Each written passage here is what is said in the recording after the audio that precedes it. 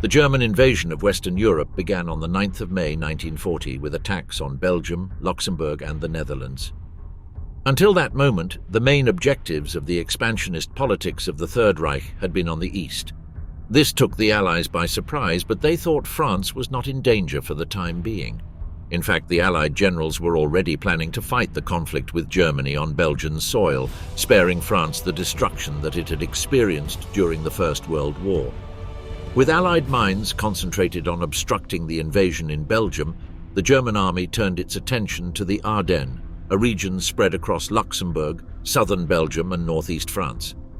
Allied commanders believed that this hilly and forested terrain presented a natural barrier to the invader, so they did not believe it should be defended.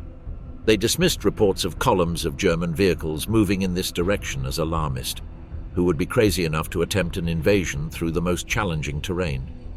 And even if the Germans did try to cross this impenetrable forest, the Allies estimated that it would take 10 days for an army to break through the Ardennes. In fact, it took German soldiers only 60 hours. As it turned out, this was the plan all along. The German move into northern Belgium was only a feint. Further south, 4 columns of tanks and motorized vehicles, each stretching back over 400 kilometers, advanced towards the river Meuse. With the element of surprise paramount, the Wehrmacht progressed for 3 days and nights without a break and successfully managed to overcome the obstacles that the Allied considered too difficult to conquer. The German army encountered little resistance before reaching the strategically important Meuse River. This was the weak point of French defenses. The vanguard of the invasion, General Ewald von Kleist's group, comprised 134,000 troops, 1,200 tanks and 1,000 aircraft. In total, 45 German divisions faced 9.5 French, made up mainly of reservists in poor shape with inadequate equipment. Strength of numbers and the massive aerial bombardment of French positions ensured that German troops were able to cross the river at Sedan, Ou and Monthermé. Only on the night of 13th May, with the Germans having crossed the Meuse, did the Allies realize that the real invasion was underway in the south. The dispersal of French forces and the unpreparedness for an attack on the Ardennes saw the disintegration of Allied defenses. During the night of 16th May, Panzer Commander Erwin Rommel's division managed to advance more than 100 kilometers into French territory. 3 days later, German forces reached Abbeville on the shores of the English Channel. Nearly 2 million French, British, Dutch and Belgian soldiers were caught in the largest encirclement in military history. Allied strategists considered a joint attack to cut the head off the German advance and break out of their encirclement. However, by 25th May, French and British leaders ordered a retreat to the coastal town of Dunkirk. The next day, Operation Dynamo was launched to evacuate Allied forces from the continent. When on the 3rd of June German bombs fell on Paris, the government of the French Third Republic decided to move from the capital. The advance of the Nazi army had been too quick, too powerful, and there were absolutely no chances to defend Paris. France, one of the most important countries in Europe and the one who had defeated Germany in World War I, fell in only 6 weeks. But what happened to the 41 million people that lived in France at the moment? How much did their lives change with the change of government? And how did the war effort impact on their day-to-day activity? Historians seem to agree in that the general response to the new government was warm, especially since the Germans started a propaganda campaign convincingly telling the French people that their real enemy was Britain, as it had been throughout history. Also, the new regime made an effort to ensure that cultural freedom continued to be a characteristic of France and Paris in particular. Fear and hunger, civilians at risk during the invasion of France. The threat to civilian life during the invasion of France was high. Air raids, both German and Allied, did not distinguish between soldiers and civilians.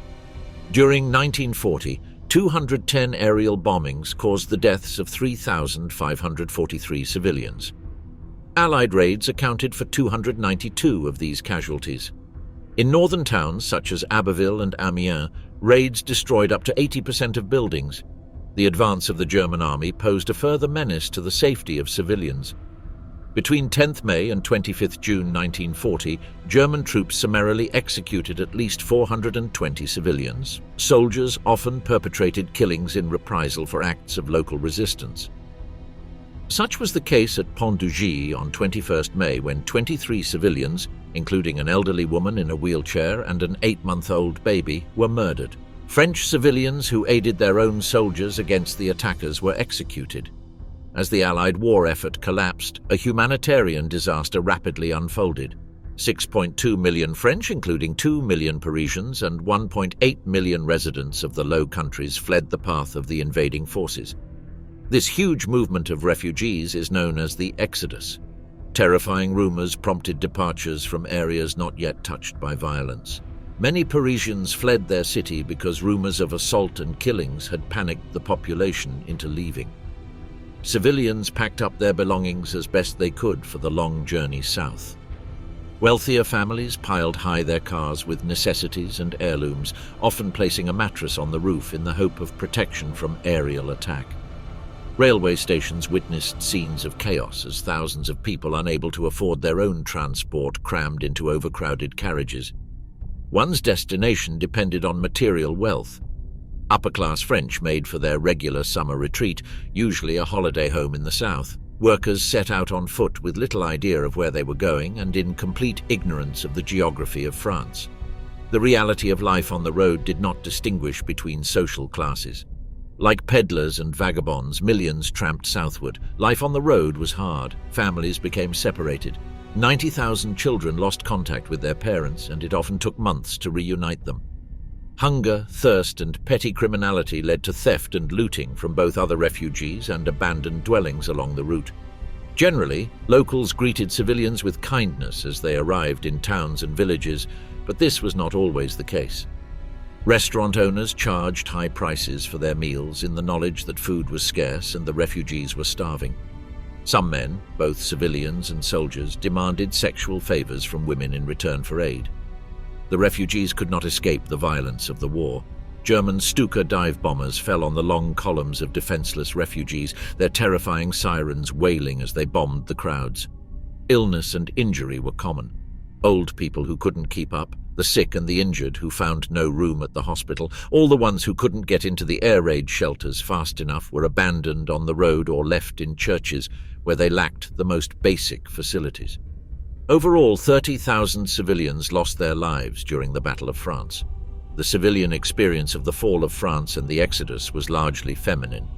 With men enlisted to fight, women made up a significant proportion of the non-combatant population, along with the young, the elderly, the infirm, and men exempted from service. Women were not, however, surplus to the requirements of the war effort. Women moved into industry to replace men called to the front. By February 1940, 570,000 female workers were working for the war effort. The hours were long, at least 60 hours per week. Yet war employment was a necessity for many women with families to support. A small group of women took part in the Battle of France. A law from 1938 allowed the entry of women into the armed forces as nurses and healthcare workers in the Army and Air Force, ambulance drivers and auxiliaries in the administrative arm of the Army. Over 6,500 women served their country in this way. On 17 June 1940, the government authorized the recruitment of female auxiliary pilots to fly light aircraft.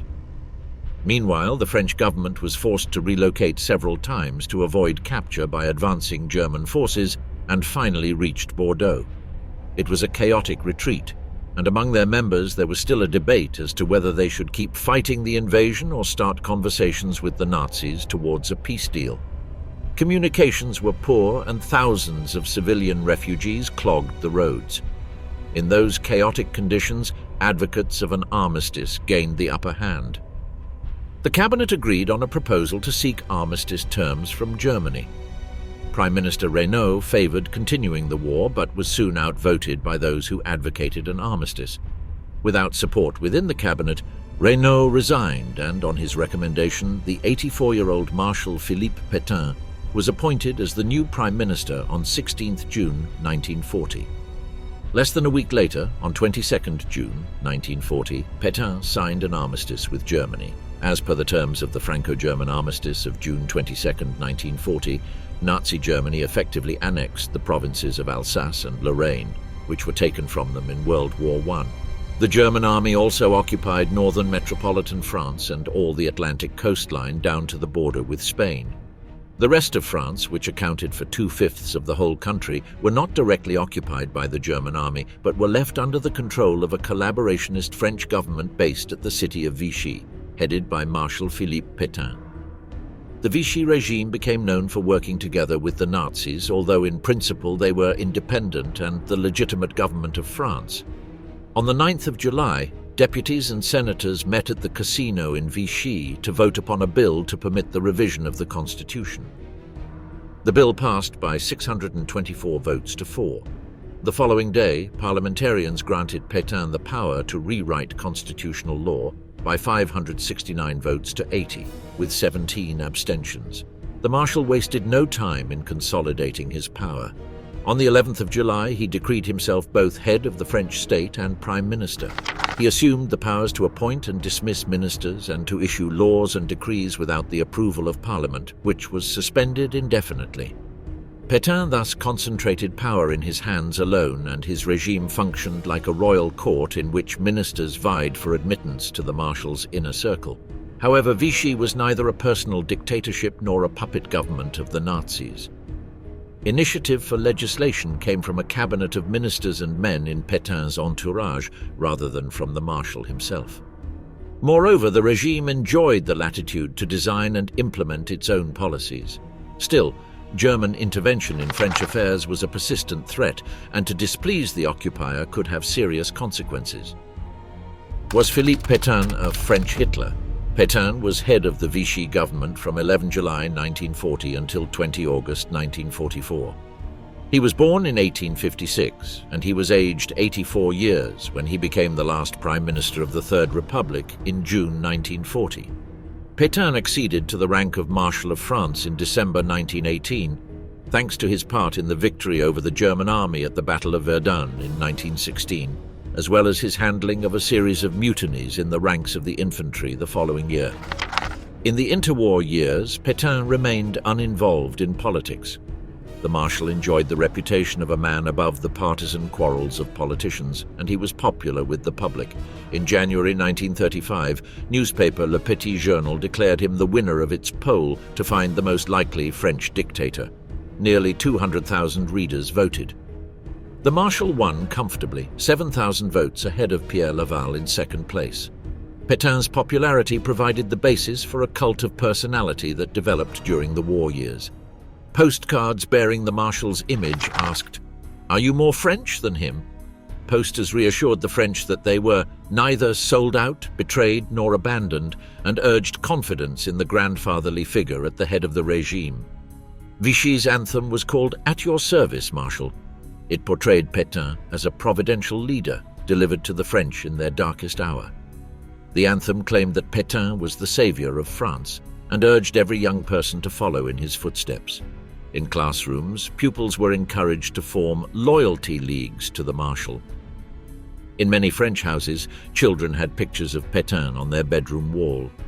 Early members of the French resistance recognized Pétain's popularity, and it became a factor in the style of their resistance. They did not want to damage their own cause by criticizing Pétain too openly. It was only after 1942 that Pétain's image lost some of its shine, but the Marshal was never the subject of an assassination attempt, and he drew large crowds to his public appearances even late into the war. For many French, he was an icon of French values. The most fervent of Pétain's cheerleaders were in the ranks of the French Legion. The Legion was established on 29 August 1940, when all existing First World War veterans' associations were fused into a single organization. The veterans had long held Pétain in high regard and called him the Victor of Verdun. Now they helped to spread the message of the so-called National Revolution, as Pétain liked to call his politics. The function of the Legion depended greatly on local circumstances. In some regions of France, the group concerned itself solely with propaganda. Elsewhere, legionaries pursued a radical political agenda. During July 1940 to April 1942, Vichy's second-in-command was called the Deputy Prime Minister.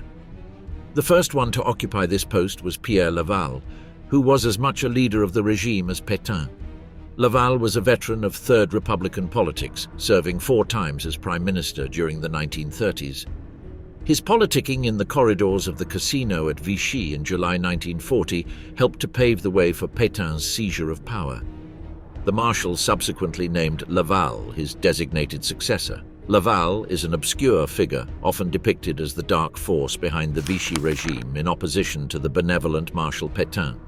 Laval was a cliché of the Third Republican political class, a climber, a gold digger, a ruthless and unscrupulous politician who only wanted power and money. Pétain kept him in his cabinet because Laval's contacts with Germany were very useful, and he was the dominant political figure at Vichy in the first 5 months of the regime. It was during this time that he rapidly won a considerable amount of power. But Laval's close relationship with the occupation authorities and the capital's press annoyed his rivals at Vichy. They sensed an opportunity to remove Laval in 1940 when Hitler offered to return the remains of Napoleon's son, the Duke of Reichstadt, from Austria to Paris. This idea pleased Pétain, especially when Laval invited him to attend a special ceremony. But plotters in his cabinet warned Pétain that the invitation was in reality a trap, and that he would be arrested as soon as he crossed the demarcation line between occupied France and Vichy France. They convinced Pétain that Laval wanted to lure him out of Vichy so he could take his place at the head of the regime. On 13th December 1940, Pétain removed Laval from vice presidency and placed him under house arrest. This angered the Germans, who closed the border between the north and the south and broke off negotiations. In November 1942, German troops moved across the demarcation line to occupy the whole of France. The move came in the wake of the Allied landings in North Africa. Vichy's claim to be protecting French sovereignty evaporated overnight. During the following year, with the Allies' mounting success abroad and resistance growing in France, Vichy was subject to a process of radicalization where it became even more similar to a fascist regime led by Pétain as a supreme leader. In January 1943, Pétain ordered that a new paramilitary police force known as the French militia began to operate, doing undercover operations against political opponents. The French militia never became so powerful and feared as the Gestapo in Germany, but it was still very important for the regime when fighting its enemies, especially during the later stages of the Vichy regime. Under the command of Joseph Darnand, the French militia waged a bloody civil conflict against the resistance and other enemies of the regime. It was also at this time that Pétain and Laval began to lose the favor of the general public in France. By the beginning of 1944, the government was completely estranged from the French public, and it became more and more a puppet government for the Germans in the northern occupied part of the country. The Allied disembarking at Normandy on June 6, 1944, put Germany in a difficult position, especially since they were being crushed on the Eastern Front by the Soviets. In this context, they were not prepared to take over the Vichy regime in southern France and did everything in their power to keep its authorities in place for as long as possible. On August 25th, Paris was liberated. Pétain and Laval fled the country, helped by the German forces, but were later captured and tried by the new French authorities. Laval was executed on 15 October 1945, while Pétain was convicted for high treason, but his death penalty was commuted for life imprisonment, taking into account his advanced age. He died in July 1951 at the age of 95. The National Revolution, citizen life under the Vichy regime. The so-called National Revolution was Vichy's program for the fundamental transformation of society at home and abroad. It was an original idea by Philippe Pétain and not imposed by the occupying German army. Hitler, in fact, showed little interest in French affairs beyond maintaining the loyalty of Vichy through coercion, blackmail, and the threat of force. However, for the men in charge at Vichy, the revival of French civilization required the thoroughgoing moral and physical renovation of citizens and subjects. Like Adolf Hitler in Germany, Pétain envisaged a cultural transformation of the country based on new moral imperatives. In his view, the French republicanism had had a degenerate influence in the people of France, planting the dangerous ideas of democracy, individualism, equality, and secularism. Opponents of the Third Republic had long blamed the democratic regime for a perceived decadence in society, exemplified in what they believed to be a single-minded pursuit of pleasure, sex, and the high life among young French, and particularly young French women. This made women disregard their genre duty of raising a family. Paradoxically, the values of sex, pleasure, and enjoyment of a libertine life were sustained and even encouraged in the part of France occupied by the Nazis, and mainly in Paris. Meanwhile, in Vichy France, notions of gender were central to the national revolution. Its vision of men as producers and women as reproducers were a central part of Vichy's political program. The regime considered depopulation the greatest risk to France. Women needed to start having more children as soon as possible. Vichy ascribed the defeat of France in 1940 to a republican moral disorder born of feminized men, androgynous women, and a declining birth rate. The regime's solution was to revive and strengthen the French family, which, according to Pétain, was the essential cell of society. Propaganda for the National Revolution was replete with gendered imagery of women as fertile childbearers and men as virile heads of family. Children were featured in cinema and magazines as chubby and smiling symbols of innocence and the key to national regeneration. In September 1941, Pétain established the General Commissariat for the Family, a body that possessed its own budget and whose task was to promote Vichy's highly politicized vision of the family.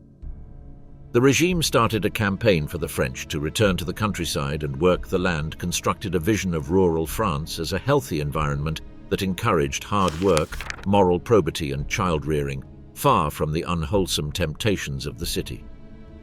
Hundreds of families left the cities of France in the war years, establishing themselves in the countryside. Most of them had almost no idea of how to start or even keep a working farm. Meanwhile, understandings of gender roles informed food policy. Mothers of large families received special priority cards that entitled them to extra rations and shorter queuing times. Fathers were granted these cards only in exceptional circumstances. The concern for the moral and physical regeneration of the family did not form part of an eugenicist program like it did in Germany, where the whole point of encouraging women to have more children was to improve the German race. In Vichy France, the objective was merely to augment the population. The control of women's public and private lives was paramount to Vichy's gender policy. The French government hailed motherhood as a virtue without equal. Public ceremonies celebrated Mother's Day, and the Marshal awarded medals to women with large families. Conversely, propaganda denigrated women without children. In Vichy France, the childless woman had no role in society. She was seen as useless. The regime mixed persuasion with coercion. On the 11th of October 1940, married women were forbidden from working in the public sector. On the 2nd of April 1941, legislation prohibited divorce within the first 3 years of marriage and rendered legal separation more difficult. Further measures discouraged adultery with special penalties reserved for the wives of French prisoners of war. The culmination of Vichy's campaign against depopulation came in February 1942 when the regime passed the so-called 300 Law, named this way because it was the regime's 300th article of legislation. The 300 Law still stands as one of the most repressive anti-abortion laws in contemporary European history, as it rendered abortion a crime against society, the state, and the race. Women who ended their pregnancies were prosecuted in the same way as terrorists. Many more French received heavy fines, prison terms, and hard labor. The law failed to reduce the number of offenses, and there were as many as 1 million illegal abortions in 1942 alone. Vichy's attempt to reshape and control French womanhood operated alongside its project to virilize French men. The regime strove to revive national virility. It imbued its propaganda with a lexicon of masculine terms, posing the male values of honor, discipline, selflessness, courage, and will against the feminized republican vices of decadence and moral weakness. Men appeared in Vichy propaganda as fathers, heads of the household, and civic warriors, their masculine features on display, like square jaws, broad shoulders, and muscular torsos. Vichy did not establish a single youth movement in the style of the Hitler Youth. Rather, the regime opted to license independent youth movements. The regime founded 2 youth movements for boys and young men, the Companions of France and the Youth Projects. Henri d'Avernus established the Companions France as a voluntary organization for youths aged between 15 and 20 years old. Full-time members lived in camps. Their activities consisted in outdoor labor and social work and were heavily infused with the propaganda of the National Revolution.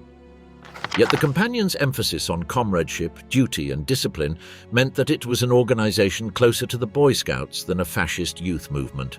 The movement suffered in competition with more established Catholic and Scouting groups, and only 29,000 young French joined during the occupation.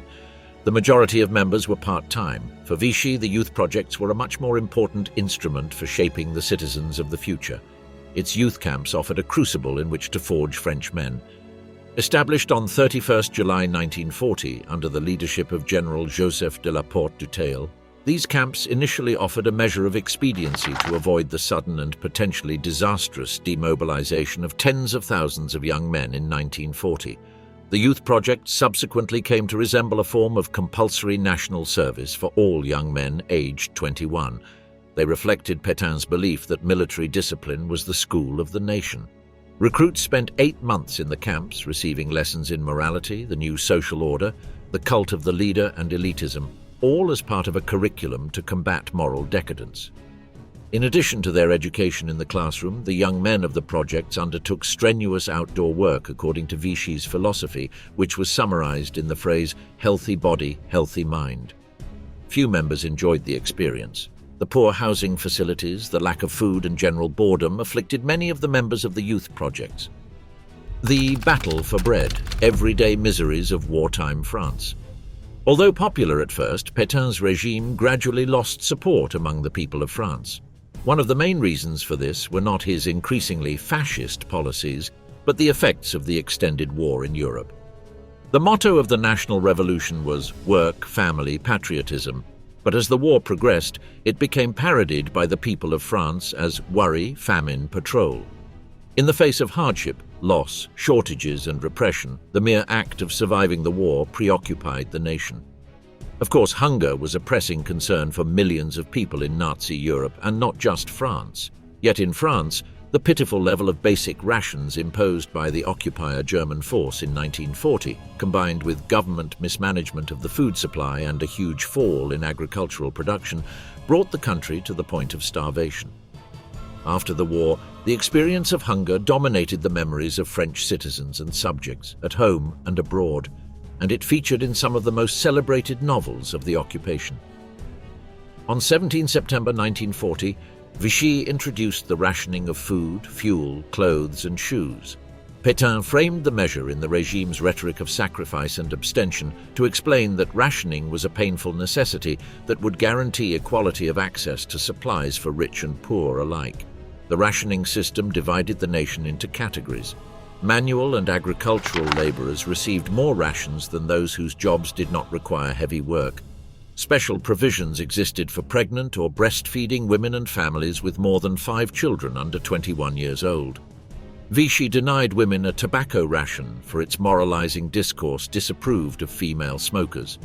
The largest proportion of the population, comprised of adults aged between 21 and 70, received so-called Category A rations, 350 grams of bread daily, 250 grams of pasta per month, 50 grams of cheese every day, 200 grams of fat per month, 200 grams of margarine per month, 300 grams of meat weekly, 500 grams of sugar monthly, and finally 50 grams of rice each month.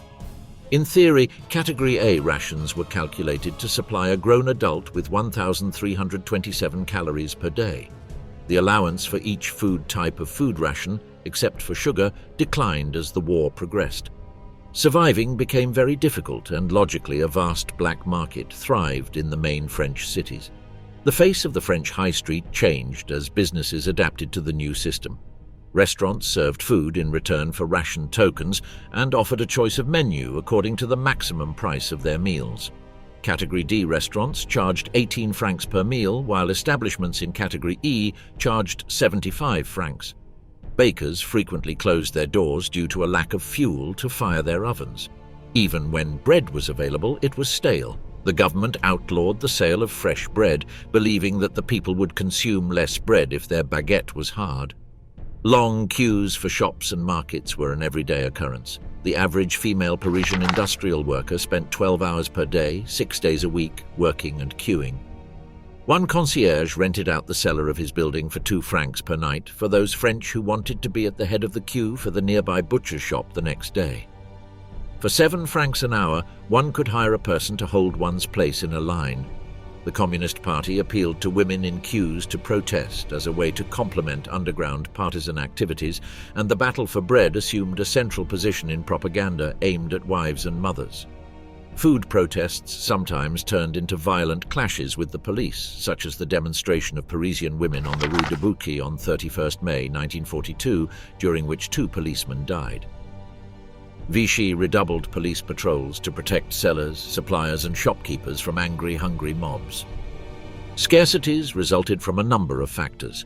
Firstly, French governments before 1940 had failed to plan for rationing.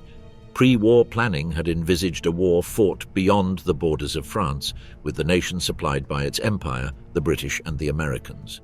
In this context, rationing, the stockpiling of food and fuel, and a reduced dependence on imported products seemed unnecessary.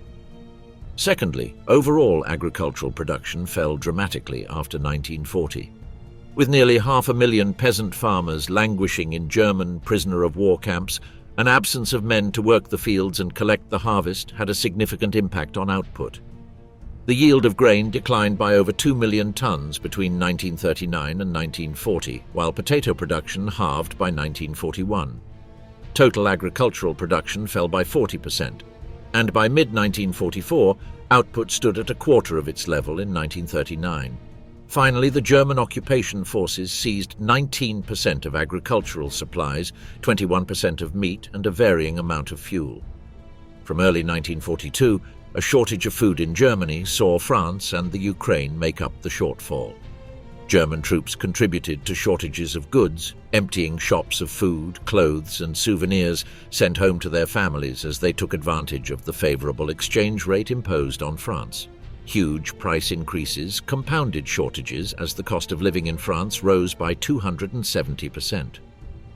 Many French scavenged for food wherever they could, as even finding the barely minimum to keep oneself alive was very hard to come by. Fuel shortages meant that cars disappear from the streets, replaced with makeshift vélo taxis or bicycle-pulled carts, and the so-called gazoganes, petrol cars converted to run off wood-burning boilers. Declining standards of living threatened the health of the nation.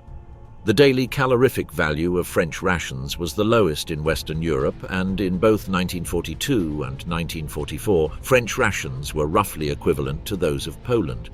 Malnourishment led to disease and death. The infant mortality rate climbed from 63 deaths per thousand in 1939 to 109 deaths per thousand in 1945. The regime's aid organization distributed vitamin tablets to school children up to the age of 15. The organization provided 60,000 meals per day in soup kitchens and canteens in the southern zone. It was barely enough. Sexual life under the Nazi occupation. On 30 October 1940, Pétain announced that France was entering onto the path of collaboration with the Third Reich. The Marshal reassured the French that the policy would be the best for securing an important place for France under the new European order, that is, when Germany won the war. The previous week, Pétain and Deputy Prime Minister Laval had met Hitler at Montoire in the occupied zone. The meeting resolved little more than France's continued governance of its empire. Hitler was not willing to discuss a permanent peace treaty.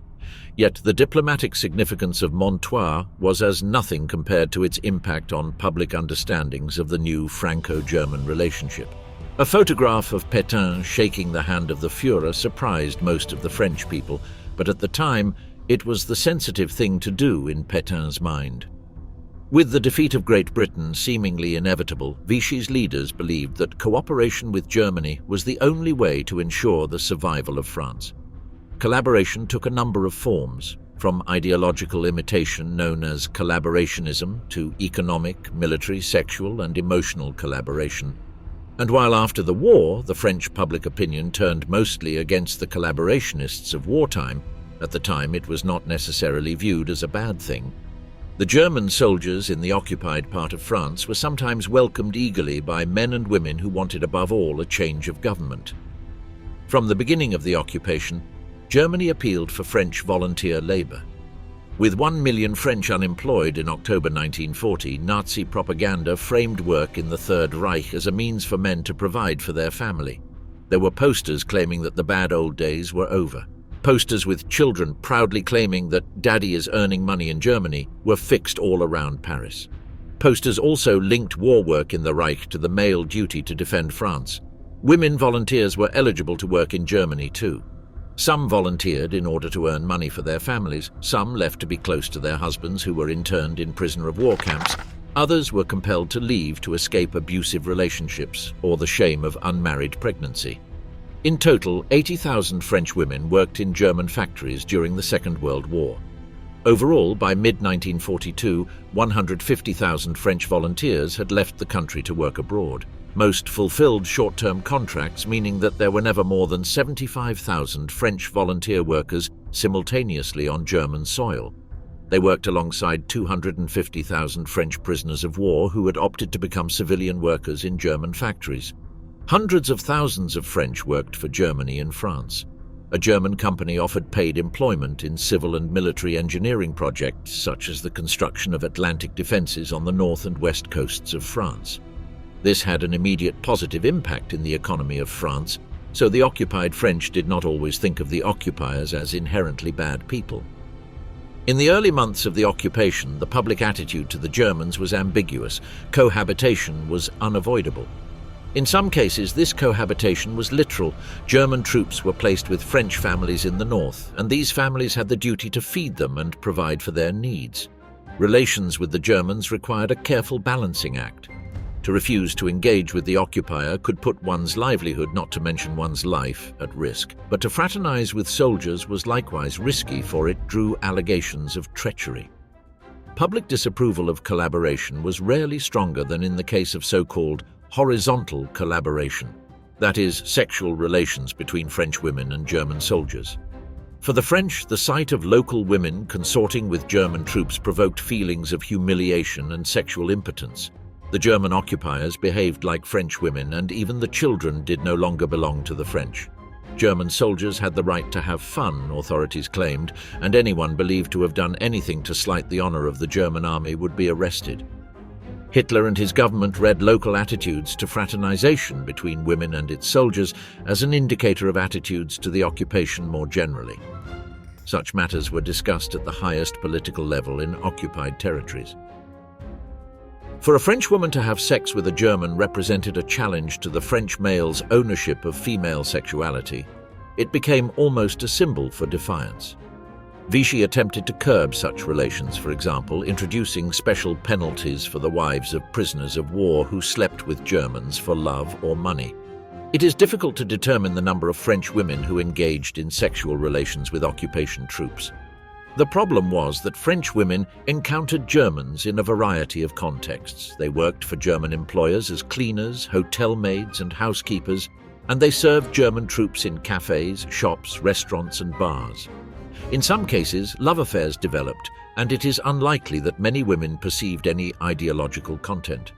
It is believed that several tens of thousands of French women engaged in horizontal collaboration, and some historians claim that as many as 200,000 children in France had German fathers.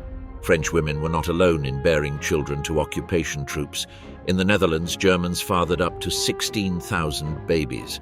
In Norway, up to 12,000, and in Denmark, approximately 7,500. Only in the territories of Eastern Europe and the Soviet Union did the occupier forbid its troops from fraternizing with local women because they were perceived as belonging to an inferior race. In 1944, when the Vichy regime fell from power, angry mobs attacked horizontal collaborators, shearing the hair from their heads and parading them semi-naked through the street in a symbolic re-establishment of French male power. 58. This punishment, however, was not unique to the period of the liberation. During August and September 1941, the Vichy authorities in North Africa shaved the heads of women who enjoyed close relations with German soldiers. Sex with German soldiers did not threaten the security of France.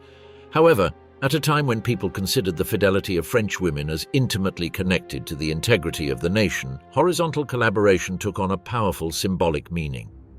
Despite its moralizing discourse on the sex lives of French women, the French government tolerated prostitution. On the one hand, this toleration stemmed from the recognition that with thousands of German soldiers on French soil, the resort to prostitutes was unavoidable. Vichy thus strove to monitor and regulate sex work. On 24 December 1940, a decree gave official recognition to brothels while introducing more frequent sexual health checks for the prostitutes who worked within them. Vichy did not regard female sex workers as real women. The regime focused its attention on homemakers and mothers. It considered sex workers to be neither. Ordinary citizens were likewise generally indifferent to sex between soldiers and prostitutes. The occupier was very concerned with French prostitution. The military authorities feared the spread of sexually transmitted disease and infections amongst troops. As a result, the Germans requisitioned 29 brothels in Paris for the exclusive use of the Wehrmacht. Strict rules within these establishments prohibited the employment of Jewish women or women of color. Soldiers were required to wear condoms and prostitutes submitted to regular medical checks. In spite of German efforts to regulate the sexual activity of its soldiers, unauthorized prostitution continued and as many as 100,000 streetwalkers operated in the capital. It is doubtful that an ideological commitment to collaboration motivated these women. Financial misery and the attraction of soldiers who possessed overvalued currency prompted women to take up sex work. The sex lives of French males received considerably less attention. In Germany, French prisoners of war who conducted affairs with local women were liable to several years' imprisonment under German law. They were not subject to legal sanction from the French authorities. Returning male prisoners of war who had had relationships with German women were not victimized as were the women who had sex with German soldiers in France. Homosexual sex between French and German men was not understood in the same way as heterosexual relations. Some contemporaries claimed that there was a preponderance of homosexuals amongst those French who supported collaboration. The centrality of virility to resistance propaganda helped to cement the association between collaboration and femininity. While it is true that a number of homosexual writers and intellectuals favored cooperation with Germany, there is nothing to suggest that their sexuality predisposed them to such politics. In any case, neither Vichy nor the public at large considered homosexual sex to be an act of collaboration. Culture and entertainment in war-torn France. Even when the interwar years had been incredibly gloom and sad for most of Europe, and artistic and intellectual freedoms were being extinguished across the continent, Paris continued to shine as a cultural beacon. Painters, writers, musicians, and dancers flocked there from across Europe and the Americas, in some cases seeking sexual freedom, in others fleeing dictatorships, in many hoping for inspiration and recognition. Culture had become inseparable from France's very image of itself, and the rest of Europe recognized this. But with the swastika now flying over Paris, how would French culture respond? Nowhere was French cultural leadership greater than in the visual arts. Between the Franco-Prussian War and World War I alone, art movements born in France like Impressionism, Post-Impressionism, Les Nabis, Fauvism and Cubism succeeded one another in what came to resemble a permanent revolution. The 1914-18 conflict did little to disrupt this. For European artists, Paris was still the place to meet great artists and to aspire to become great oneself. And it helped that the city was an important art market. This did not mean that French artists were indifferent to the political fate of the French nation, only that they enjoyed more artistic freedom compared to other countries at the time. By the spring of 1941, Parisians had adjusted surprisingly well to the occupation, mainly because it had become quite evident that liberation was not on the immediate future. The United States was reluctant to enter the war. The Soviet Union had a non-aggression pact with Germany, and Britain still posed no threat to the Reich. Indeed, German and Vichy propaganda had been skillfully reminding the French that Britain was their historic enemy, and it was noted there were fresh reasons to distrust Britain, as it was perceived that Churchill had sacrificed France to save its own forces at Dunkirk. Churchill's decision to bomb French Navy vessels moored at Mers el-Kebir in Algeria, and Britain's support for a failed Gaullist attempt to take over Vichy-run Senegal in September 1940, were further evidences that the British were not to be trusted. The beneficiary, by default, was Pétain, who at this stage appeared to most French people to be the only alternative to supporting either the Germans or the British. The problem was that the Marshal himself could do nothing to change the lives of Parisians. In fact, he never set foot in Paris between June 1940 and April 1944, 4 months before the city's liberation. The reality was that the Germans were in charge, and most Parisians chose to make the best of things, and this meant seeking distraction wherever they could. The 1930s had generated an extraordinary array of music halls, cabarets, nightclubs, and bordellos, and almost all had reopened by Christmas 1940. In many of them, notably music halls, it was also possible for Parisians to enjoy themselves without having German uniforms beside them. The reason was simple. Stand-up comics and chansonniers performed their numbers in French, often peppered with argot, which few German soldiers could understand. All stage texts and lyrics had to be approved by the propaganda office, but German officials were surprisingly flexible where Germany was not involved. In practice, much of the comic material written for the stage simply satirized the daily lives of Parisians as they went about juggling ration cards and the black market, riding bicycles after years behind the wheel, or trying to make old clothes look presentable. For these reasons, most middle-class Parisians felt at home in music halls. They knew many of the songs, they knew some of the jokes, they could have a night out and forget their troubles. For the German soldiers, the cabarets held some of the same interest. For many German soldiers, to see half-naked dancing girls was the best reason for going out at night. And to do so in Paris was one of the unspoken rewards for soldiers who were allowed to spend a few days in the most beautiful of the occupied cities. For tips on where to go, soldiers could turn to the German-language newspaper Pariser Zeitung, which noted that the Tabarin Cabaret offered the most erotic show, and at the end of the night, many soldiers ended up in a brothel. The city's best-known brothels, Le 122 and Sphinx on the left bank, were very expensive for common soldiers, but there one could find German officers, French collaborators, clandestine resistance agents, black market operators, and artists of all kinds, including women, met for drinks, gossip, spying, and entertainment. Ordinary German soldiers, on the other hand, could choose among a score of less upmarket brothels where Wehrmacht doctors monitored the health of the prostitutes. Resistance movements. In 1940s France, within France there was not one resistance but many. Two types of organized group existed. Resistance movements attempted to mobilize public opinion against the occupier through the means of propaganda and direct action. Resistance networks gathered intelligence on and undertook operations against the enemy in conjunction with allied secret services. Movements and networks represented a broad spectrum of political opinion from the extreme left to the extreme right, yet all desired to see the German occupier evicted from France. Their attitudes to the Vichy regime were more complicated. While a hostility to the French state characterized many movements and networks, some maintained a cautious respect for Pétain and his national revolution, even working for the regime itself. The means of opposition also divided resistors. After the invasion of the Soviet Union in June 1941, communist groups mounted violent attacks on German troops and officers. This tactic drew severe reprisals against French civilians. Other resistance groups proceeded more cautiously, preferring to try and persuade the public with propaganda. Resistance was also a fractured phenomenon, a fact that stemmed from the conditions under which early resistors operated.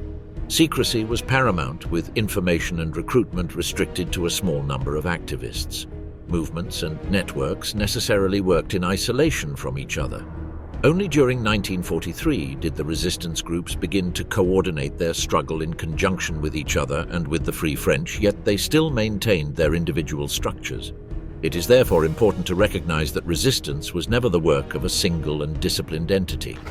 Besides the activities of organized movements and networks, there were thousands of individual acts of defiance from ordinary French.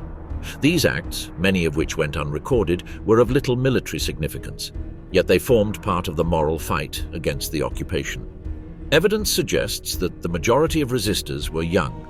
In the north, 62% of members of the so-called French defense were aged 30 years and under. Resistance was generally an interclass phenomenon. A major portion of resistors came from working or middle-class backgrounds, but other social sectors were also present. The communist resistance mobilized established networks of supporters, many of whom had experience in working-class opposition and disobedience during the interwar years. Members of the petty bourgeoisie, like shopkeepers, small manufacturers, salaried employees, artisans, merchants, and civil servants, were likewise overrepresented in resistance formations. Non-French European combatants made a significant contribution to the struggle against the occupier. In fact, there was a massive presence of foreigners in the resistance, mainly due to the fact that many immigrants had fled to France to escape fascism and Nazism during the 1920s and 30s. These people were already against fascism, so they did not need much convincing to join resistance groups. One of the most famous examples of the immigrant resistance was the so-called Manouchian Group, a squad of 22 men and 1 woman, under the leadership of Armenian poet Misak Manouchian. The Manouchian Group was affiliated to the communist organization Sharpshooters and Partisans under the directorship of Romanian communist Baruch Bruman. Between autumn 1942 and November 1943, Bruman directed 230 attacks on Nazi and collaborationist targets, including the assassination of Julius Ritter, head of the French compulsory work service. Manouchian's group was arrested in late 1943 and executed the following February. But the French resistance continued to work in the shadows until finally France was liberated on the 8th of May 1945.